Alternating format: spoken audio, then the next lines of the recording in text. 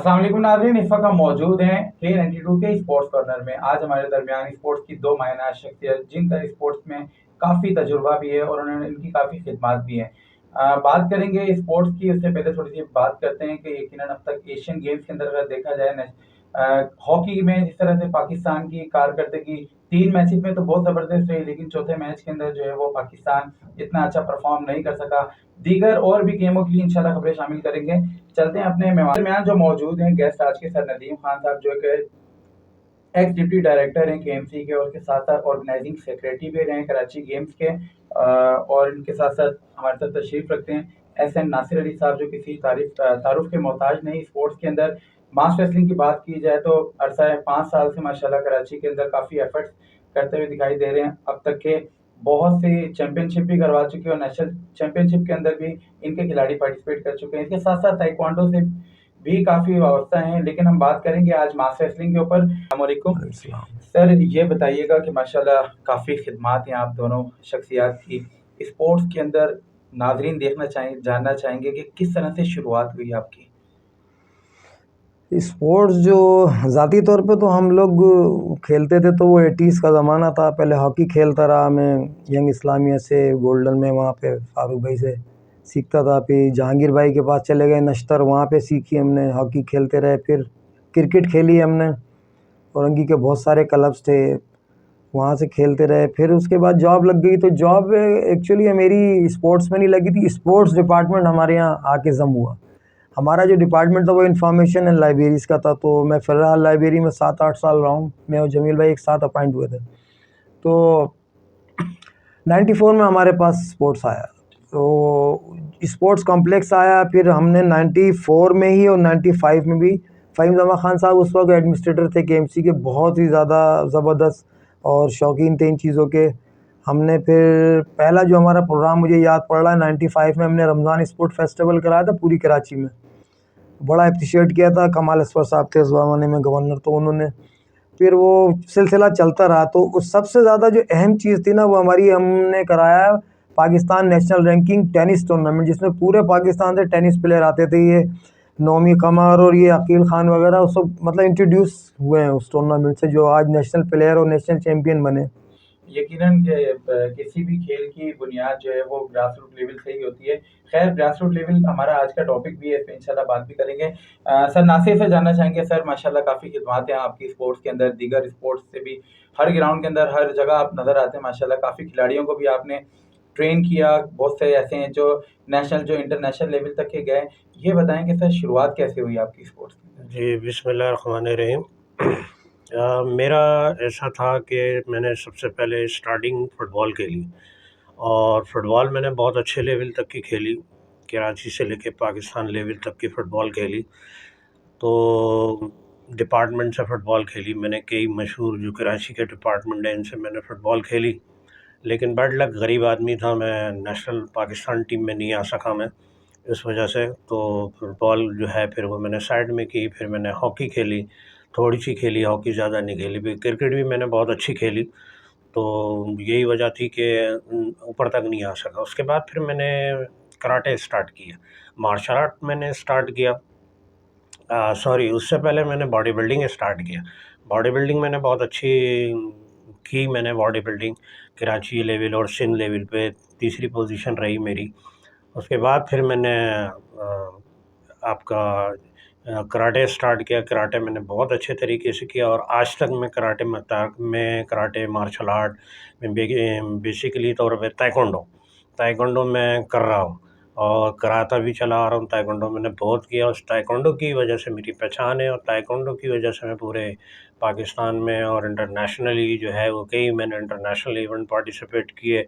उसमें मैंने बच्चे बच्चियाँ बहुत मैंने नेशनल और इंटरनेशनल लेवल पे तैयार किए। मेरे बच्चे नेशनल इंटरनेशनल लेवल पे गए खेलने के लिए, डिपार्टमेंट से भी खेला। तो मुख्तलिफ़ गेमों में इसी तरीके से रहा। फिर उसके बाद फिर मैं फ़िज़िकल एजुकेशन में ज्वाइन किया। जब से मैंने फ़िज़िकल एजुकेशन ज्वाइन किया है, उसमें मैंने बैचलर मास्टर किया। तो मुझे फिर मौका मिला सिखाने का, पढ़ाने का। तो अल्हम्दुलिल्लाह सारे गेम सिखाता हूँ, सारे गेम पढ़ाता हूँ। उसमें हर गेम में हर गेम के खिलाड़ियों के, बॉयज़ एंड गर्ल्स को तैयार करने की कोशिश करता हूँ।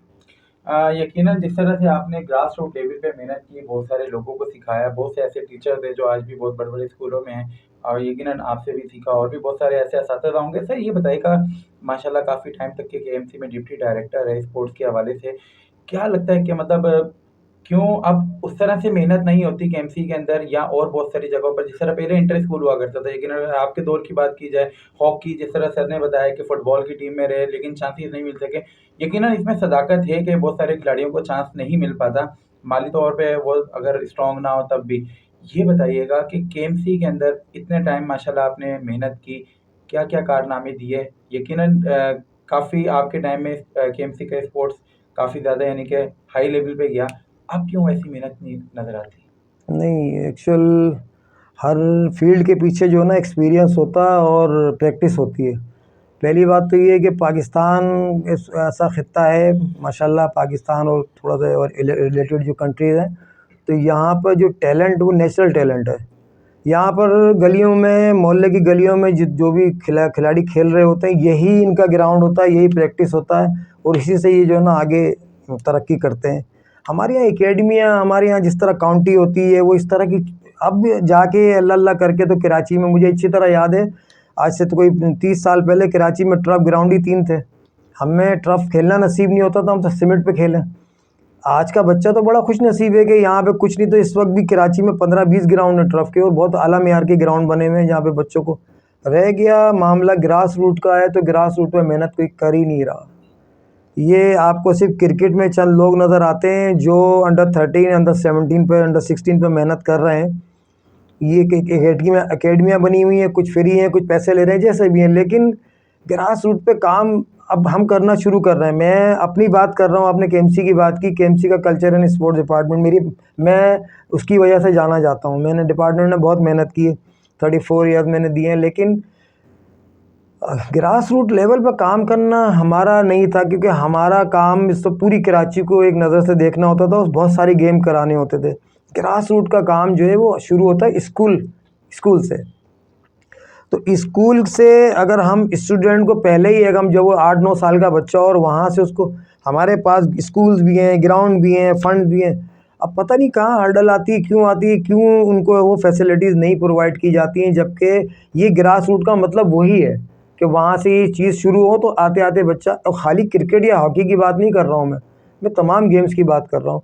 जो गेम्स कराची या पाकिस्तान में खेले जाते हैं और जो मशहूर फेमस हैं, लेकिन ग्रास रूट पर काम नहीं कर, अब हम शुरू कर रहे हैं ग्रास रूट पे। अब जाहिर सी बात है मेरे पास वो महकमा जाती जिम्मेदारियाँ वो है नहीं, लेकिन मैं इस वक्त कराची और सिंध के कई शहरों में अब मैंने अपनी वर्किंग शुरू की है और इंशाल्लाह आपको बहुत जल्द नज़र आएगा कि हम ग्रास रूट लेवल पर इंटर स्कूल शुरू कर रहे हैं प्रोग्राम, और इंशाल्लाह होना चाहिए जी हाँ बहुत जल्द आगे आएगा। और मैं ज़्यादा नहीं, मैं 4-6 गेम्स को लेके उठा रहा हूँ, लेकिन मुझे हैरत ये है कि बच्चे बहुत हैं और टैलेंट बहुत है, लेकिन बात वही है कि उनको उजागर करना हमारा काम है। ये यकीनन सर नदीम, आप जिस तरह से बात कर रहे हैं कि टैलेंट बहुत है लेकिन उनको मौके नहीं मिलते। सर ये बताइएगा कि अब काफ़ी टाइम से माशाल्लाह आप मास रेसलिंग से एसोसिएट हैं, सिंध के सेक्रेटरी भी हैं, काफ़ी मेहनत की, लास्ट 3 से 4 साल हो गए माशाल्लाह नेशनल चैम्पियनशिप के अंदर खिलाड़ी आपके पार्टिसिपेट भी कर रहे हैं और गुज़िश्ता चैम्पियनशिप के अंदर भी काफ़ी अच्छी परफॉर्मेंस रही खिलाड़ियों की। ये बताइएगा कि नाज़रीन जानना चाहेंगे कि मास रेसलिंग है क्या बुनियादी खेल और इसको खेला किस तरह से जाता है और इसकी चैंपियनशिप में किस तरह से पार्टिसिपेट किया जाए? ये बहुत आसान गेम है। मैं हर उस गेम के खिलाड़ियों के लिए जो इसमें खेल सकते हैं, ख़ास तौर पर वेट लिफ्टर के लिए, बॉक्सर के लिए, कराटे वालों के लिए, बॉडी बिल्डरों के लिए, टग ऑफ वार के खिलाड़ियों के लिए, या जो कोई भी गेम नहीं खेलते, तो वो इसमें अपनी ज़ोर आज़माइश कर सकते हैं। बेसिकली ये ताकत का और टेक्निक का मुज़ाहरा होता है इसमें सिंपल तरीका क्या है कि एक सामने बोर्ड होता है 6 फुट का और तख्ता होता है, वो उसके ऊपर पैर रखे जाते हैं सामने स्ट्रेट, और एक स्टिक होती है 18 इंच की, तो वो पकड़ी जाती है सेंटर से, या जो भी रेफरी जिसका फर्स्ट होता है वो सेंटर से पकड़ता है, फिर सामने वाला उसको उसी तरीके से पकड़ता है। वेट वाइज होता है इसमें, बॉयज़ में हमारे पास 8-9 वेट कैटेगरियाँ हैं और गर्ल्स में 7 कैटेगरी हैं। तो वेट वाइज है इसमें 5 केजी से 10 केजी तक का डिफरेंस होता है। तो आमने सामने बैठने के बाद, पकड़ने के बाद, पैरों को टच करने के बाद ज़ोर लगाया जाता है, मूवमेंट होती है इसमें, टेक्निक का इस्तेमाल होता है इसमें, पावर का इस्तेमाल होता है इसमें। तो जो स्ट्रीक को 2 मरतबा विन कर लेगा वो विनर हो जाता है। अगर एक आपने किया और एक सामने वाले ने किया तो बेस्ट ऑफ 3 पे जाता है, ये बेस्ट ऑफ 3 पे गेम होता है। तो इस बेस्ट ऑफ जिसने 2 जीत ली वो विनर हो जाता है, अगले राउंड में जाता है। यही वजह है कि जब हमने यहाँ पे कराची में और सिंध में स्टार्ट किया हमने, तो हमारे पास स्कूलों से, कॉलेजों से बहुत बच्चे बच्चियाँ आए, क्लबों से आए। हमने फिर कराची की चैम्पियनशिप, सिंध की चैम्पियनशिप करवाई, फिर हम नेशनल में लेके गए। नेशनल में मुसलसल हम पिछले 5 साल से जा रहे हैं। शुरू की 2 नेशनल में हमारा कोई मेडल नहीं लगा, फिर तीसरी नेशनल में हमारे 2 ब्रॉन्ज़ हुए, चौथी नेशनल में हमारा 1 सिल्वर, 3 ब्रॉन्ज़ हुए, 5वीं नेशनल में हमारा 1 सिल्वर, 5 ब्रॉन्ज़ हुए। इस तरीके से अचीवमेंट आ रही है। फिर हमारे इंटरनेशनल में हमारे बच्चियाँ सेलेक्ट हुए। जूनियर की अलग होती है, इसमें वर्ल्ड चैम्पियनशिप अभी लास्ट मंथ जो है वो 7 से 12 को रशिया में जूनियर चैम्पियनशिप हुई है। पंजाब से काफ़ी लोग गए और माशाल्लाह बड़े अच्छे मेडल लेकर आए, लेकिन हम लोग नहीं पार्टिसिपेट कर सके। उसकी वजह ये थी कि स्पॉन्सर नहीं था। बच्चे खुद से अपना स्पॉन्सर नहीं कर सकते, फेडरेशन चूँकि नहीं है, फेडरेशन को गवर्नमेंट की तरफ से सपोर्ट नहीं है, इसलिए हम नहीं जा सकते। वरना बच्चे हमारे पास इतने बच्चे बच्चियाँ तैयार हैं कि हमारे बच्चे भी इंटरनेशनल खेल सकते हैं। लेकिन मास रेसलिंग के ऊपर बात करेंगे, इस सब चलते हैं ब्रेक की जानिब आएंगे तो इंशाल्लाह और भी बहुत सारी टॉपिक के ऊपर बात होगी। जिस तरह से ग्रास रूट लेवल के ऊपर सर नदीम ने बहुत अच्छे तरीके से बताया, 6 से 7 गेम जो वो लेके चल रहे हैं। यकीनन खिलाड़ी हैं तब और कोचेज़ भी हैं जो उनको अपॉर्चुनिटीज़ मिल रही है, लेकिन क्यों टैलेंट निकल के सामने नहीं आ रहा। मज़ीद इस पे बात करेंगे कि साथ-साथ मास रेसलिंग के ऊपर भी क्या यकीनन जिस तरह से चैंपियनशिप के अंदर प्रोग्रेस आनी चाहिए, तो गुज़िश्ता साल जो चैंपियनशिप हुई उसके अंदर क्यों इतनी प्रोग्रेस बेहतर नहीं रही। चलते हैं ब्रेक की जानिब। Third player junior open inter school inter club taekwondo championship Sindh sports board में सैटरडे और संडे 7 और 8 अक्टूबर को मुनक्किद होगी। पे जाने से पहले जिस तरह बात हो रही थी जूनियर गेम के हवाले से और ग्रास रूट लेवल के, बात करते हैं सर नदीम से। माशाल्लाह बहुत ज़बरदस्त नेमतुल्लाह साहब के दौर में 28 गेम से शुरुआत हुई कराची गेम की, या सिटी गेम जो भी आप कह लें। तो अब गुज़िश्ता जो आपका कराची गेम हुए हैं 42 के करीब माशाल्लाह इसके अंदर गेम, 5000 खिलाड़ियों की पार्टिसिपेशन, कितना मुश्किल था इसको मैनेज करना, क्या दुश्वारियाँ रही? ये ख्वाब था। 28 गेम मुनक्किद करने के बाद उस वक्त बड़ा अच्छा गाइड मिला हुआ था और नेमतुल्लाह साहब मरहूम अल्लाह उनकी मग़फ़िरत करे, उन्होंने बहुत साथ दिया था। मिसबाहुद्दीन फ़रीद साहब अल्लाह उनकी मग़फ़िरत करे, उन्होंने भी दामे दरा में बहुत साथ दिया। लेकिन उसके बाद से ये ख्वाब ही था और मैं प्रपोज़ल बनाता रहता था 2-4 साल के बाद। मुख्तलिफ मेयर्स के, मुख्तलिफ एडमिनिस्ट्रेटर्स के ज़माने में मैंने बनाए। बैरिस्टर साहब के ज़माने में जब ये एडमिनिस्ट्रेटर थे तो उन्होंने बड़ा अप्रिशिएट किया इसको। और फिर मेरा जो है वो ब्रिगेडियर साहब थे जो हमारे सेक्टर कमांडर बिलाल महमूद साहब, उनको दिखाया, असद काज़मी साहब को दिखाया, उन्होंने बड़ा अप्रिशिएट किया इसको। डीजी तक के गई ये प्रेजेंटेशन और उन्होंने इसको कहा ये होना चाहिए।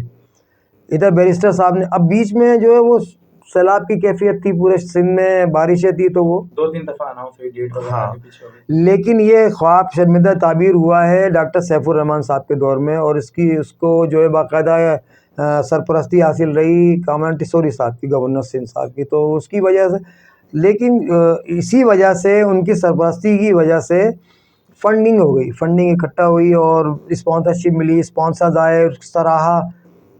आपके सामने 5000 कोई आसान बात नहीं थी, लेकिन इसको इतनी खूबसूरती से बाइफिकेट किया था।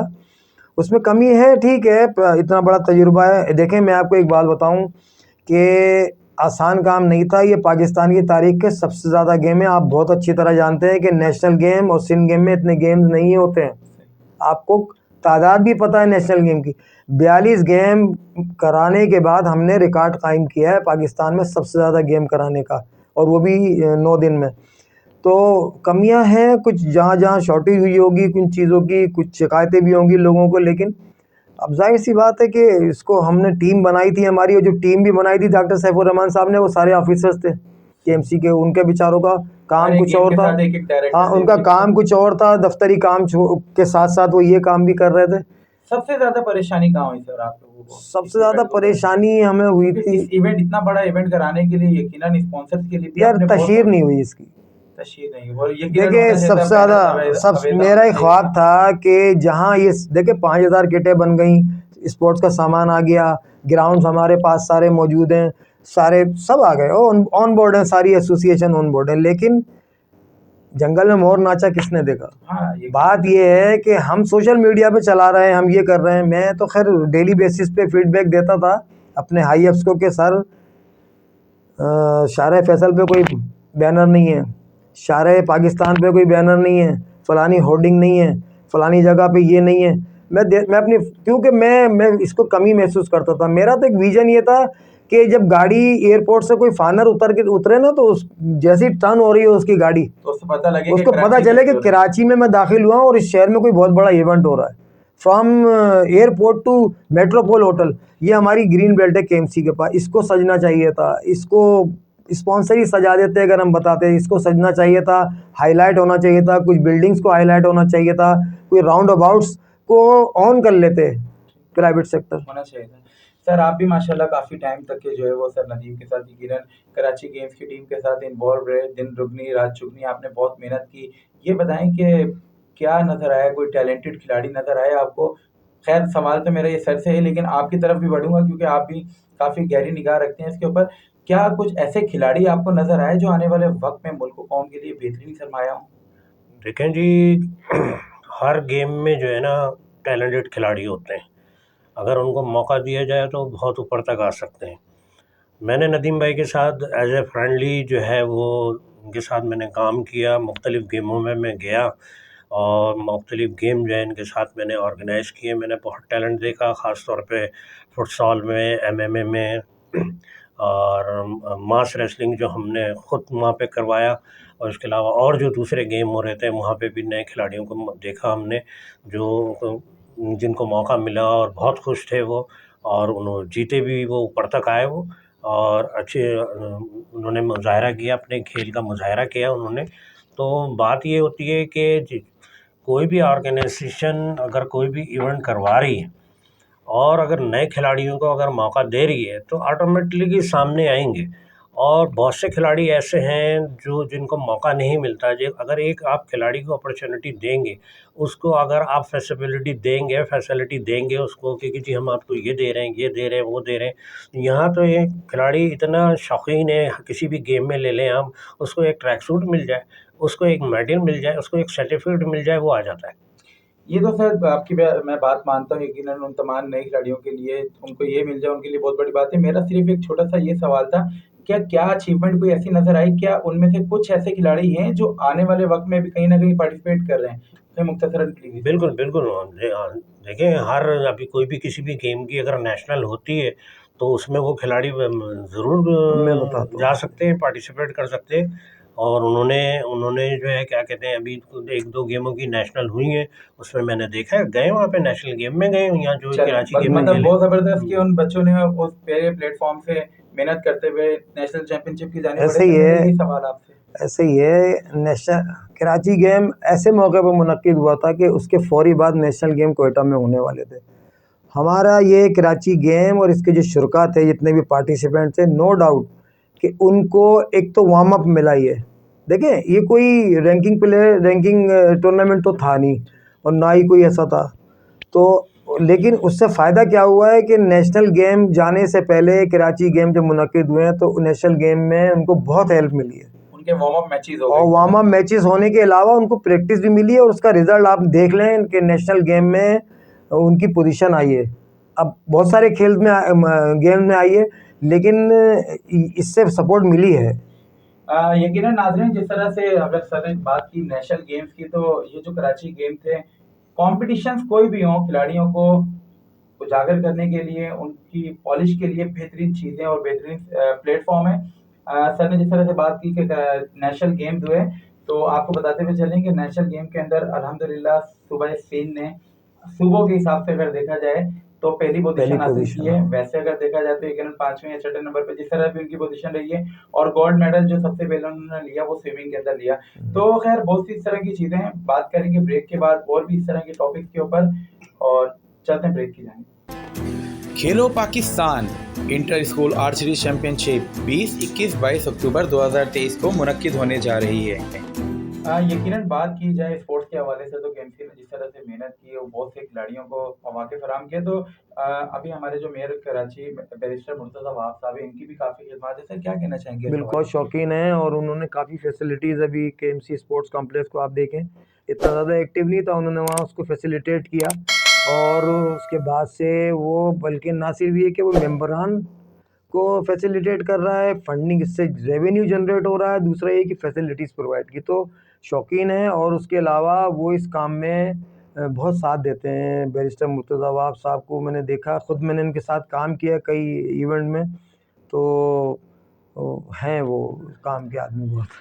यकीनन जिस तरह से बैरिस्टर मुर्तज़ा वहाब साहब और मेहनत कर रहे हैं खेलों के हवाले से, तो मैं उनसे एक छोटी सी रिक्वेस्ट करूंगा कि केएमसी के बहुत से ऐसे स्कूल्स हैं जिनके अंदर स्पोर्ट टीचर मौजूद नहीं है, तो प्लीज़ बराए करम इसके ऊपर भी फोकस करें ताकि वो स्पोर्ट टीचर जिन्होंने मेहनत करके इस फील्ड के अंदर अब तक के काफ़ी मेहनत की है उनको मौके मिल सकें। जब मौके मिलेंगे तो यकीनन टैलेंटेड खिलाड़ी भी सामने आएंगे, टैलेंटेड खिलाड़ी जब सामने आएंगे तो मुल्क कौम का नाम रोशन होगा।